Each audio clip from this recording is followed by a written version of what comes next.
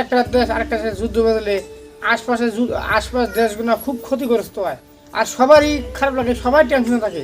তো ঘটনাটা আজকে আমি আপনার খুলে কই, এই কাহিনীটা কী দেখি আরম্ভ হইলো। হ্যাঁ, মানে রিপোর্ট অনুযায়ী আমি কইতাছি, বানানি কথা না, আপনারা ধৈর্য সহকারে শোনেন।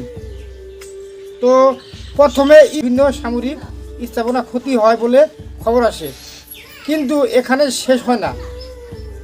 এরপর দেখেন বন্ধুরা, এরপর ইরান সরাসরি পাল্টা জবাব দেয়, শতাধিক ড্রোন ও ব্যালিস্টিক মিসাইল ছেড়ে দেওয়া হয়।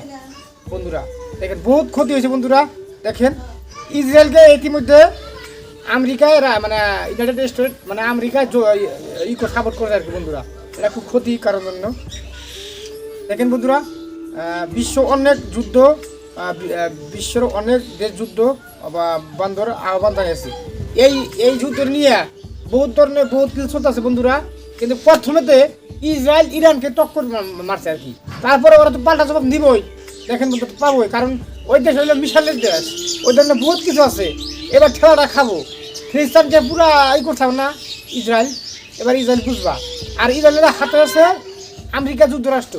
বন্ধুরা তো এখনো কোনো আপডেট পাওয়া যায় নাই বন্ধুরা, যেগুলো আগে ইন্ডিয়া থেকে যেগুলো প্রবাসী জীবন আর কি। হ্যাঁ, হয়তো ইরানে থাকে, হয়তো আরবে থাকে, বিভিন্ন ধরনের থাকে, কিন্তু ওরা মিসাইলের মধ্যে মাতাছে কোন দেশে না কোন দেশে কোথাছে। বন্ধুরা ভয়ে মানুষ খুব আতঙ্কে আছে। আর একটা দেশ যুদ্ধ বাঁধলে অনেক দেশ ক্ষতি হয়। তো আপনারা কি যুদ্ধ চান?